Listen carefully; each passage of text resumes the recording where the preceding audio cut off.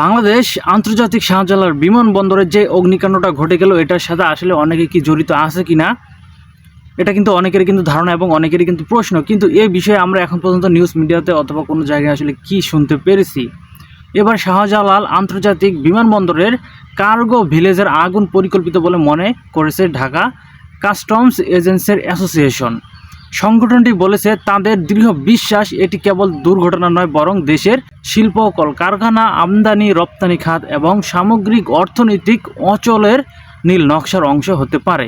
তিনাদের এই সংগঠনের এই যে ধারণাটা, এই ধারণার সাথে কিন্তু আমি অনেকটাই কিন্তু যুক্তিসম্মত এবং আমি কিন্তু অনেকটাই সহমত পোষণ করতেছি। কেন এরকমটা কিন্তু হতে পারে, কারণ সামনে নির্বাচন, আমরা সকলেই জানি যে ফেব্রুয়ারিতে নির্বাচন হওয়ার সম্ভাবনা রয়েছে।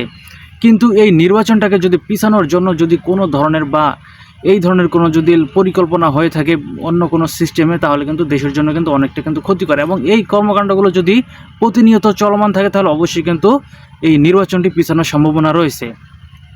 তবে আসলে এর মূল উদ্দেশ্যটা কি, সেটা এখনও কিন্তু অনেকটাই কিন্তু ধোঁয়াশা। তবে অনেকেই ধারণা করতেছে যে এটা এরকম হতে পারে বা যে নীল নকশার আওতায় এটা পড়তে পারে।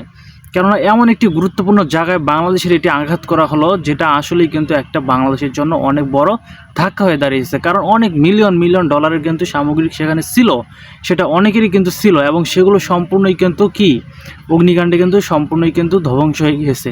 এবং সেই সংগঠনটির সভাপতি মিজানুর রহমান পাঠানো সংবাদ বিজ্ঞপ্তিতে এসব কথা বলে। মিজানুর রহমান বলে, ঘটনার প্রকৃত কারণ উদ্ঘাটনের জন্য একটি স্বাধীন ও নিরপেক্ষ তদন্ত কমিটি গঠন করা দরকার। পাশাপাশি দায়ী ব্যক্তি বা প্রতিষ্ঠানের বিরুদ্ধে আইনগত ব্যবস্থা গ্রহণ করা প্রয়োজন।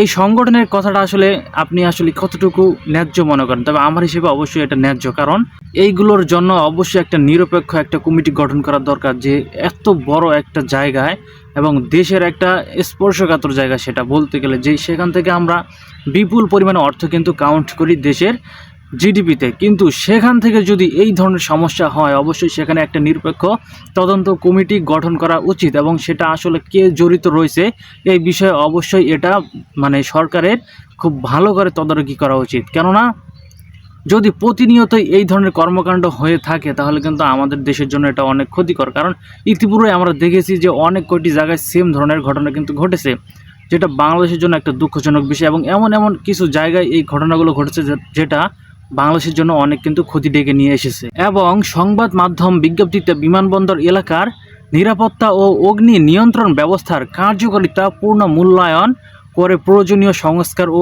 আধুনিকায়নের নিশ্চিতের দাবি জানানো হয়েছে।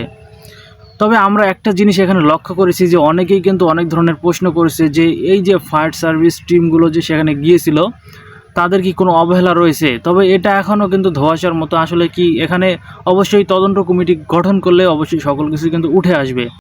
তবে সাধারণ জনগণ কিন্তু অনেকেই কিন্তু বলতেছে এখানে কিন্তু সেই টিমগুলোর কিন্তু নিরাপত্তা টিমগুলোর কিন্তু অনেক কিন্তু কি মানে তাদের অনেক স্লোভাবে তারা এগিয়েছিল, যার কারণে কিন্তু পরিস্থিতিগুলো আর পরবর্তীতে নিয়ন্ত্রণ করতে পারেনি। অনেকেই কিন্তু বলেছে যে সেখানের পরিস্থিতি একটা সময় অনেক হালকা ছিল আর ওই সময় সেগুলো সম্পূর্ণরূপে নিয়ন্ত্রণ করা সম্ভব ছিল, কিন্তু পরবর্তীতে যখন এগুলো বেশি হয়ে যায় তখন কিন্তু তারা কাজ শুরু করে, কিন্তু তখন কিন্তু আর এগুলো সম্ভব হয়নি। তবে জানি না আসলে শেষ পর্যন্ত তদন্ত কমিটি গঠন করার পর আসলে আমরা কি জানতে পারবো। ততক্ষণ পর্যন্ত আমার এই চ্যানেলটি সাবস্ক্রাইব করে পাশে থাকুন। আমি অবশ্যই এর পরের বিষয়গুলো আমি অবশ্যই আপনাদেরকে জানাবো।